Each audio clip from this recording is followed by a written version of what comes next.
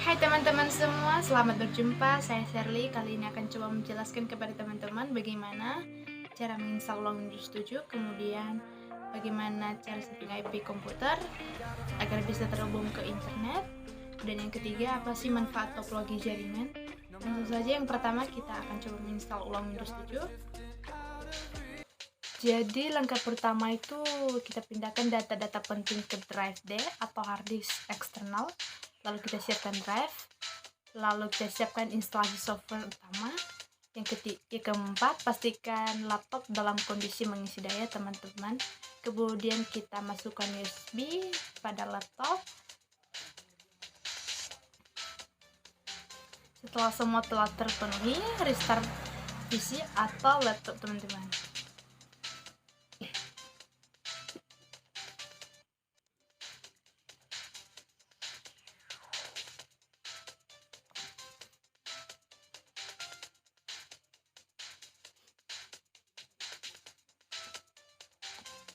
Jangan lupa kita klik F2 ya teman-teman untuk masuk ke menu boot. Lalu kita pilih tab menu boot.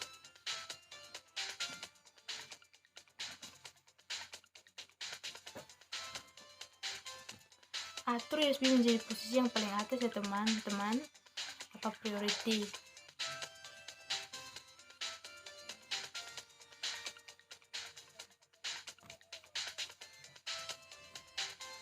Seperti ini ya teman-teman. Setelah itu tekan F10 untuk save dan pilih yes untuk exit pengaturan pada BIOS.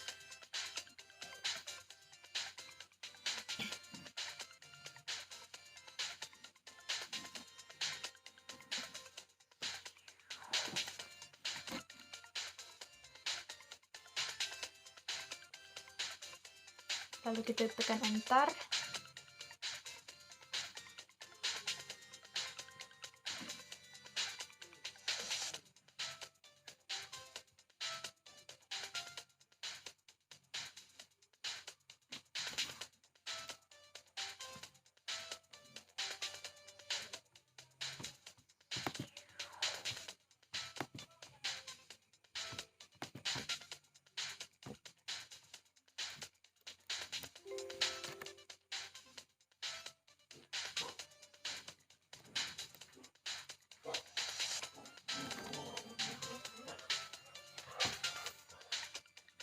Kita klik next saja, nanti bisa kita setting lagi saat proses instalasi selesai teman-teman.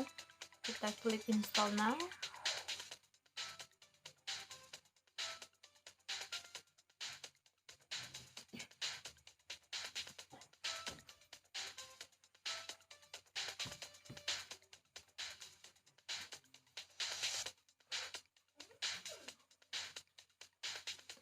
Karena saya menggunakan Windows All-in-One, jadi saya pilih menu Windows yang sesuai spesifikasi laptop saya teman-teman.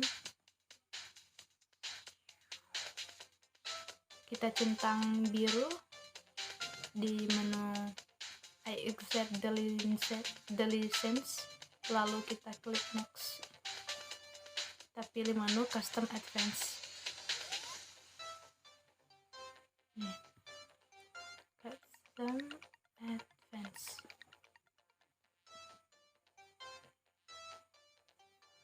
Pilih drive, hard disk, atau partisi yang ingin diformat.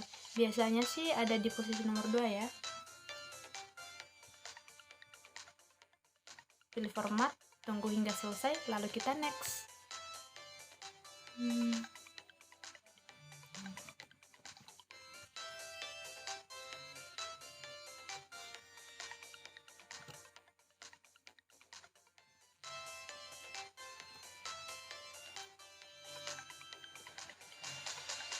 Klik next. Nah, sekarang lagi proses install Windows ya teman-teman. Jadi berhubung proses instalasinya itu makan waktu yang cukup lama, jadi videonya kita persingkat aja ya. Jadi proses instalasinya itu tergantung pada koneksi kita ya teman-teman.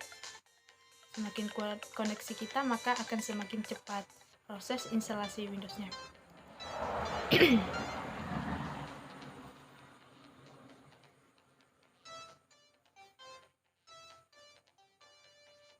Setelah itu PC atau laptop akan restart.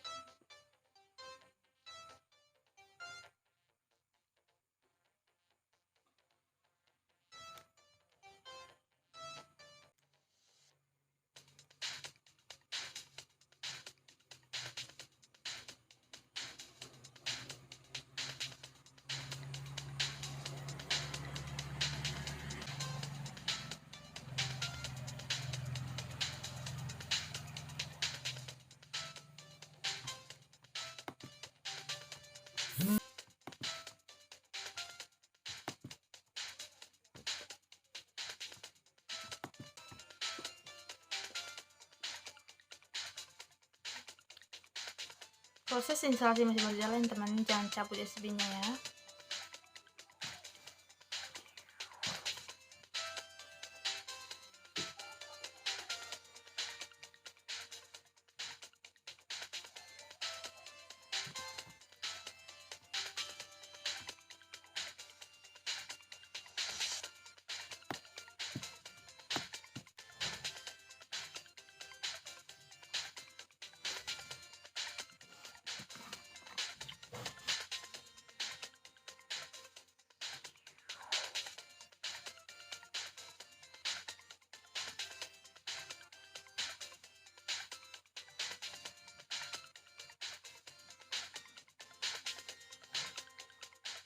Setelah itu, PC atau laptop akan restart untuk kedua kali.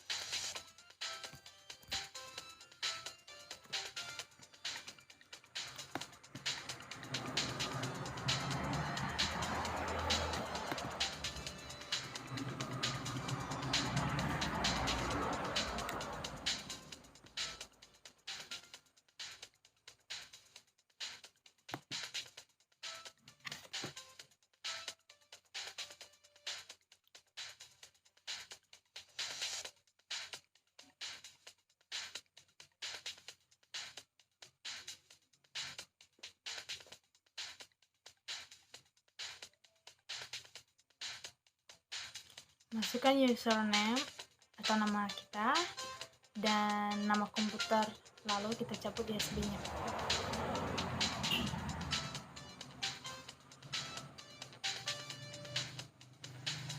Kita klik next. Kita masukkan password jika kita ingin, lalu kita next saja, teman-teman. Kita masukkan serial number, jika tidak punya bisa next saja. Hilangkan tanda centrengnya agar selanjutnya ada 3 pilihan. Kita pilih S militer,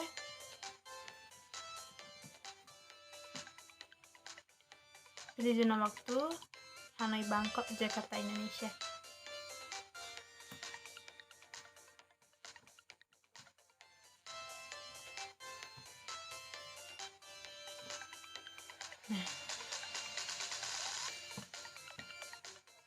Lalu kita klik next.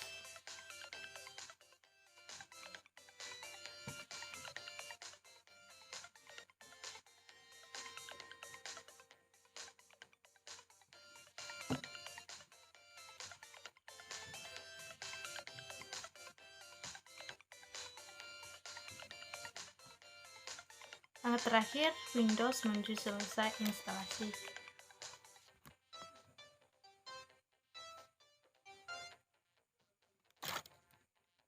Ini tampilan Windows yang sudah terinstall ulang ya, teman-teman.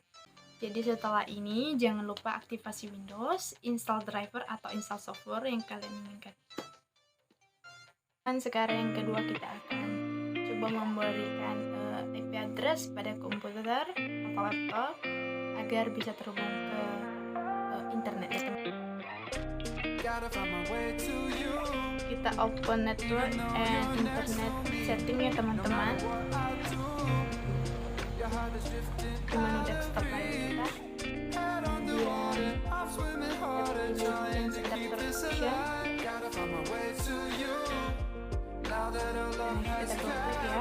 kemudian akan muncul interface untuk Ethernetnya.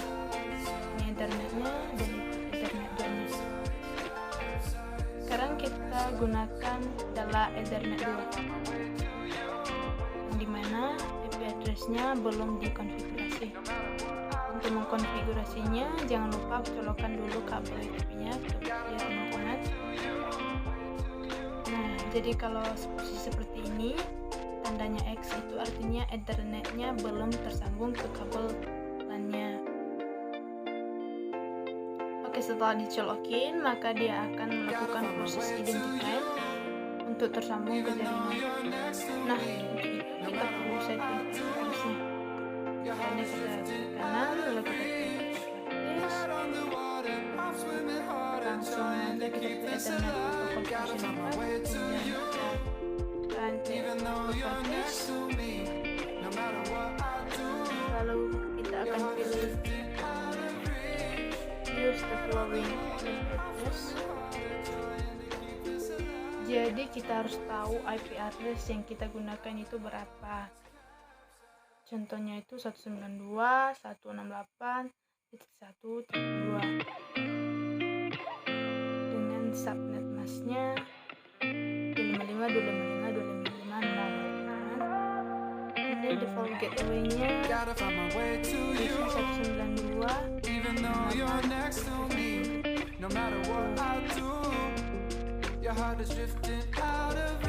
Selanjutnya kita setting DNS yang digunakan. DNS ini disesuaikan dengan contohnya di sini saya menggunakan IndiHome. Jadi DNS-nya itu menggunakan DNS IndiHome. DNS-nya itu 232.134.0 dan 5. Nah, kemudian untuk alternate DNS-nya bisa menggunakan OpenDNS dari Google, yaitu 8.8.8.8. Kemudian kita close dan kita tunggu beberapa saat, maka akan terlihat tanda sepertinya teman-teman. Artinya komputer ini sudah bisa bersambung ke internet dan sudah bisa mengakses internetnya.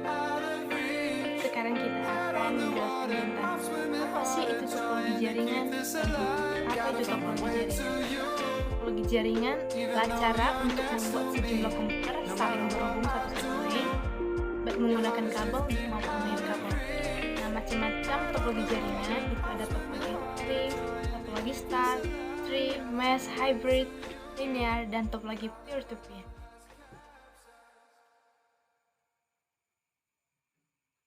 Nah, topologi ring. Ciri khusus topologi ring adalah menggunakan kabel tipe UTP dan patch kabel berbentuk jaringan menyerupai lingkaran sederhana yang terdiri dari beberapa node disusun secara seri.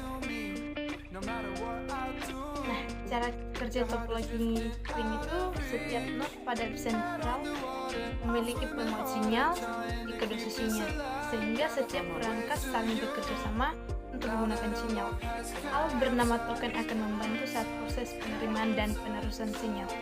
Token juga berfungsi sebagai pengantar data jika dibutuhkan oleh satu node. Kemudian topologi ring memiliki kelebihan. Apa saja itu kelebihannya? Yaitu mudah untuk dirancang.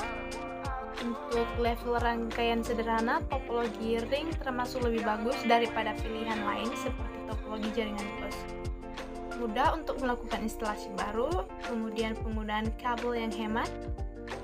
Setelah itu, kecepatan aliran lebih tinggi, lalu tidak memiliki risiko collision karena aliran data berjalan dengan satu arah.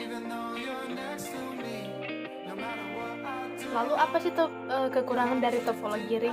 Topologi ring memiliki kekurangan jika ada kerusakan di satu sisi, keseluruhan sistem akan terganggu. Kemudian kecepatan aliran data tergantung dari banyaknya jumlah node di dalam jaringan. Jadi tipe topologi ini tidak cocok digunakan untuk sistem yang memiliki banyak jaringan. Sinyal semakin lemah jika node yang dituju jaraknya cukup jauh. Kemudian topologi star. Apa sih itu dari topologi star? Topologi star adalah Topologi berbentuk star adalah jaringan dari beberapa komputer yang memiliki koneksi dengan node yang berada dalam jaringan pusat. Topologi jaringan star juga bisa dirakit dengan kabel lower karena hanya melayani satu lalu lintas, yakni ke arah pusat server. Seringnya tipe kabel yang dipakai adalah UTP dengan konektor RJ45. Swiss sebagai salah satu perangkat di server pusat akan menyimpan semua aliran data dari node sebagai daftar CAM pada memori yang tersedia. CAM berfungsi untuk menyimpan semua alamat perangkat yang terhubung. Kelebihan topologi star itu mudah untuk dirancang, memiliki fleksibilitas yang tinggi karena proses penambahan atau pengurangan jaringan komputer tidak akan mengganggu arus informasi. Lalu lebih mudah untuk menemukan sumber permasalahan jika terdapat gangguan di salah satu node.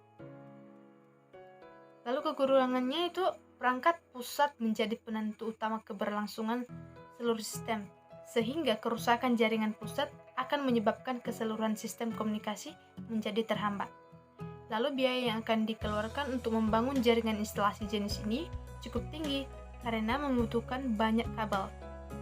Satu jaringan komputer dihubungkan langsung menuju server pusat dan membutuhkan server dengan performa tinggi. Lalu topologi tree. Topologi jaringan berbentuk tree berbentuk gabungan dari sistem topologi bus dan star, di mana jaringan topologi bus menjadi konektor utama beberapa topologi star. Jika diibaratkan dengan bentuk seperti pohon, topologi bus adalah batang utama yang menghubungkan beberapa topologi star sebagai rantingnya.